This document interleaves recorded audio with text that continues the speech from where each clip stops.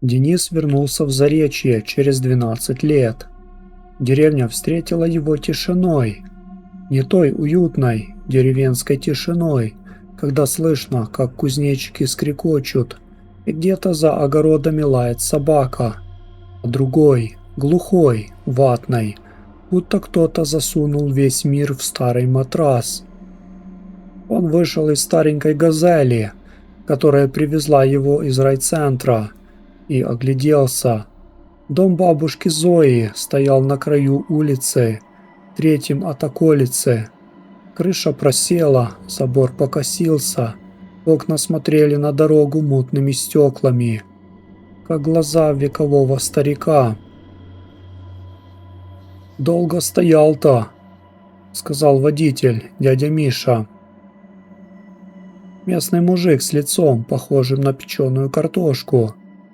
«Бабка твоя померла 3 года назад, а дом так и не продали. Наследники, поди, не договорились?» «Я и есть наследник», — ответил Денис. «Один». Дядя Миша посмотрел на него странно, недолго, потом сплюнул в пыль. «Ну, удачи. Только ты это, по ночам тут лучше не выходи. Если выйдешь, не смотри в сторону колодца». «Чего?»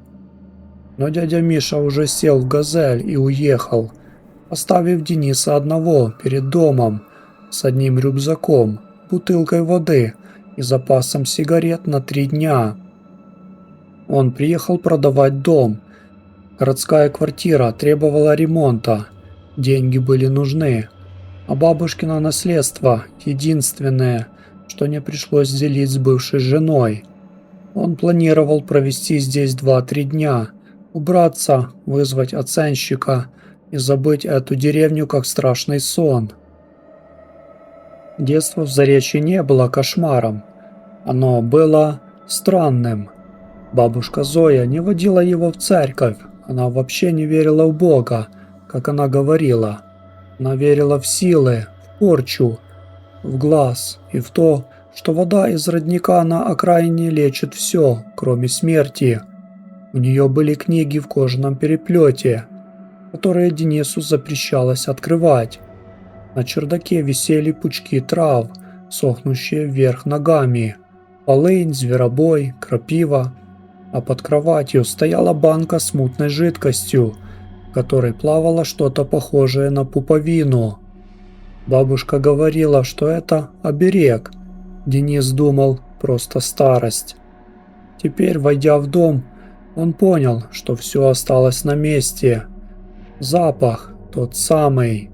Травы, сухие цветы, старая древесина и еще что-то сладковато-горькое, что он не мог идентифицировать. Пыль лежала ровным слоем на столе, на подоконниках, на иконах, которых Денис раньше не помнил. Иконы висели в красном углу, старые, почерневшие, с ликами, которые в темноте казались не святыми, а кем-то другими. Он открыл окна, душно, ветер не шел. Прошел на кухню, печь была холодной, но внутри, в зале, кто-то недавно ворошил, свежие следы. Денис замер, посмотрел на дверь, замок был цел, никто не вскрывал, может мышь или крыса. Он выбросил мысли из головы, убрал кухню, спальню, гостиную, нашел старый матрас в чулане, постелил в комнате, где ночевал в детстве. В углу все еще стоял его старый плюшевый заяц, одноглазый, драный, страшный. Он не помнил, чтобы оставлял его. Может, бабушка сохранила. Первую ночь он спал плохо. Снились какие-то лица, знакомые и чужие одновременно. Люди в черном, стоящие вокруг колодца. Бабушка Зоя с ножницами в руках. И он сам, маленький, в ночной рубашке. который идет куда-то в темноту, потому что кто-то зовет. «Денис!» – шептал голос. «Денис, иди к нам!» Он проснулся в 3 часа ночи, сел на кровати. В окно кто-то смотрел. Не лицо, просто тень. Высокая, худая, с неестественно длинной шеей. Она стояла за мутным стеклом и не двигалась, просто смотрела. Денис моргнул. Тень исчезла. Наутро он нашел на крыльце свежие следы. Босые, маленькие, как у ребенка. Но вели они не от дороги, из леса, и уходили обратно в лес. «Местные балуются», — сказал он сам себе, заметая следы веником. Но веник почему-то не хотел стирать их. Прутья проходили по земле, а следы оставались, будто были не на пыли, а на чем-то более глубоком. На второй день Денис обошел деревню. Заречье почти вымерло. Из 30 домов жилыми были от силы 6. В одном доме жила старуха Нина, соседка бабушки Зои. В другом дядя Гриша, который пил и ни с кем не разговаривал. В третьем семья приезжих из города, которые купили дом 2 года назад и теперь жалели. С ними Денис и поговорил. «Тишина здесь жуткая», — сказала женщина лет 40 по имени Света. «Но это не самое страшное. У нас дети по ночам плачут». «Дети?» «Не наши, с улицы. Как будто кто-то маленький ходит под окнами и плачет. Муж выходил с ружьем, никого. Голос остается. И следы по утрам. Босые? Вы тоже видели?» Денис не ответил. Он поблагодарил Свету и пошел дальше. Старуха Нина сидела на лавочке у забора, вся сморщенная, с черными глазами на желтом лице. Увидела Дениса, покачала головой. «Приехал касатик, а зря». «Здравствуйте, тетя Нина». «Здравствуй, коли не шутишь. Бабку свою помнишь?» «Помню». «А помнишь, чем она занималась?» «Травами лечила людей». Старуха усмехнулась. Зубов у нее не было. Улыбка получилась черной и страшной. Травами она лечила тех, кого сама и испортила. Она же не знахарка была, Денис. Она была, как это, ведунья, только темная. Она с силами говорила, с теми, что в лесу живут. Им детей обещала. Каких детей? Чужих, взамен на то, чтобы свои жили. Ты же у нее один внук был, и мать твоя померла рано, и отец. А ты живой, думаешь, почему? Денис отшатнулся. Вы бредите, тетя Нина. Может, и брежу, а может, правду говорю. Не зря ты приехал, она позвала тебя. Кто? А ты ночью в окно посмотри, у колодца, увидишь. Он не хотел спорить, но в 3 часа ночи, как по расписанию, проснулся. В окно никто не смотрел, но за окном в темноте горел свет. Не электрический, слабый, желтоватый, как от керосиновой лампы. Он шел со стороны колодца. Денис оделся, вышел на крыльцо. Ноги вели его сами. По тропинке, мимо заросшего палисадника, мимо старой яблони, к колодцу, который помнил еще его прадед. Свет исходил изнутри. Он заглянул. Внизу, на глубине, где должно было быть зеркало черной воды, горел огонек. Не отражался, горел сам по себе. Вокруг огонька лица, детские, бледные, с черными глазами. Их было 3, или 5, или больше. «Денис!» — сказали они хором. «Мы ждали тебя!» Чего вы хотите?» «Чтобы ты помнил. Бабушка обещала нас тебе. Она сказала, что ты вернешься и заберешь нас. Выведешь отсюда. Как? Дай нам кровь. Пусти в дом, и мы уйдем из колодца насовсем». Денис отшатнулся от колодца. Свет погас, лица исчезли. Только холодная темнота осталась на дне. Он побежал в дом, запер дверь на все замки, задвинул засов. Средь ночи дрожал на кухне, пил водку, которую нашел в буфете, и не смог согреться. Водка не помогала. В гостиной на стене начали шевелиться иконы. Не падать, двигаться. Лики святых поворачивались, глядя в сторону кухни. Глаза на иконах были черными. «Ров!» – прошептал голос из подвала. «Просто пусти нас переночевать. Один раз, и мы уйдем». «Нет». «Твоя бабушка обещала, Денис, а ты ее кровь. Ты тоже должен». Он не спал до утра, а утром, когда рассвело, пошел в дом старухи Нины. Ее не было, лавочка пуста. Дверь в дом открыта, внутри пустота, словно никто там никогда и не жил. Она ушла в лес, сказала Света, которую Денис встретил по дороге. Сегодня ночью сосед видел, шла босиком в сторону болота и улыбалась. Ей же под 90. А ей кто-то помогал. Света посмотрела на колодец. «Ты тоже слышал, да? Плач». «Да. И что будешь делать?» Денис молчал. Он знал, что надо уезжать. Прямо сейчас, пешком. За 10 километров до райцентра. Бросить дом, продать потом через риэлтора. Не возвращаться. Но ноги не шли. Вместо этого он вернулся в дом. Открыл бабушкин сундук, который стоял в чулане. Внутри старые тряпки, вязаные платки, альбом с фотографиями и книги, те самые в кожаном переплете. Он открыл первую. Страницы были исписаны от руки, не чернилами, чем-то бурым, выцветшим.